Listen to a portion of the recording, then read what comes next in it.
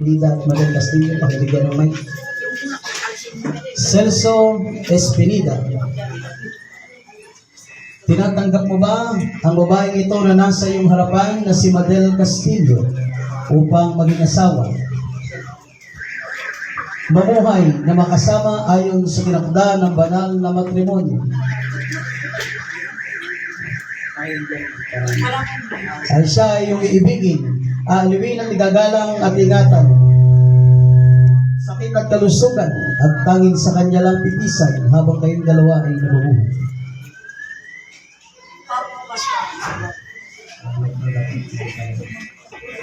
Madel Castillo, tinatanggap mo ba ang lalaking nasa iyong harapan na si Celso Espinida at mamuhay na makasama ayon sa tinakda ng banal na matrimonyo? Siya iyong iibigin, aaliwin, igagalang at ingatan sa sakit at kasakalusugan na tanging sa kanya lamang pipisan habang kayong dalawa ay nabubuhay. Dito naman tayo kay Ariel Capales. Si Ariel Capales, tinatanggap mo ba ang babaeng nasa iyong harapan na si Jaya Trinidad upang maging asawa at mamuhay na kasama ayon sa tinakda ng banal na matrimonyo ng kasal? Sabay yung iibigin, aaliwin, igagalang at ingatan sa sakit at sa kalusugan at tanging sa kanya lang pipisan habang kayong dalawa ay nabubuhay. At si Jaya Trinidad, tinatanggap mo ba ang lalaking nasa iyong harapan na si Ariel Capales bilang iyong asawa at mamuhay na makasama ayon sa tinakda ng banal na matrimonyo ng kasal? Tingnan niyo yung asawa niyo. Okay sa akin din. Siya ba iyong ibigin, aaliwin, igagalang at ingatan sa sakit at kalusugan at tanging sa kanya lang titisan habang kayong dalawa ay nabubuhay? Yan. Si John Glenn Adoptante. Yan. John Glenn Adoptante, tinatanggap mo bang babaeng nasa iyong harapan na si Margelo Gomez upang maging iyong asawa at mamuhay na kasama ayon sa tinakda ng banal na matrimonyo ng kasal? Yan. Sabay yung ibigin, aalibin, igagalang at ingatan sa sakit at sa kalusugan at tanging sa kanya lang pipisan habang kayong dalawa ay nabubuhay.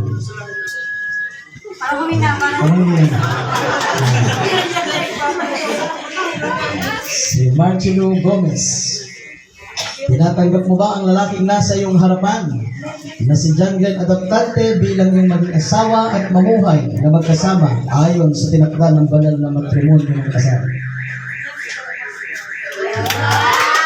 Sabay yung ibigin, aliwin, igagalang at ingatan sa sakit at kalusugan at tanging sa kanya lang pitisan habang kayong dalawa ay nabubuhay. Si Bernard Siman. Bernard G. Siman, tinatanggap mo ba ang babaeng iyong nasa harapan na si Melody Baluarte bilang iyong asawa at mamuhay na makasama ayon sa tinakda ng banal na matrimonyo ng kasal? Sabay yung ibigin, aluwin, ikagalang at ingatan sa sakit at kalusugan at tanging sa kanya lamang pipisan habang kayong dalawa ay nabubuhay. Si Melody Baluarte, tinatanggap mo ba ang lalaking nasa iyong harapan na si Bernard Siman at mamuhay makasama ayon sa tinakda ng banal na matrimonyo ng kasal? At siya ba yung iibigin, aluwin at igagalang at ingatan sa sakit at kalusugan at tanging sa kanya lamang pipisan habang kayong dalawa ay nabubuhay? At si Dennis Almasan. Okay pa kayo dyan?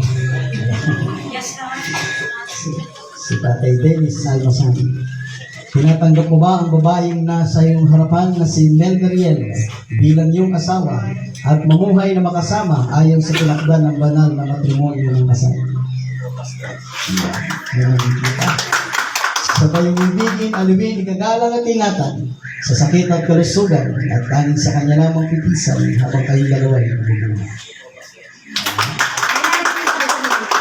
Si Melda Riel. Tinatanggap mo ba ang lalaking nasa iyong harapan na si Dennis Almasan bilang iyong asawa at mamuhay na magkasama ayon sa tinakda ng banal na matrimonyo ng kasama? Siya ba yung ibigin, alawin, gagalang at ingatan sa sakit at kalusugan at tanging sa kanya lang pitisan habang kayong dalawa ay nagbubuhay. Ngayon ay ating hilingin ang basbas sa gawain ito. Manalangin tayo. Ama namin Diyos na makapangyarihan, nagpapasalamat kami sa mga gasawang ito at sa kanilang pagtitipay. Ikaw ang saksi ngayong hapon. Pamalagiin mo, Panginoon, ang iyong presensya sa aming kalagitnaan na patuloy mong igawad ang iyong tagumpay at pagpapala sa pangalan ng Jesus. Amen. Dalako po tayo sa pagbabasa ng banal na kasulatan. Mali na kayong umarap dito. Nakaharap ko tayo. Sa aklat ng Henesis, 2 kabanata.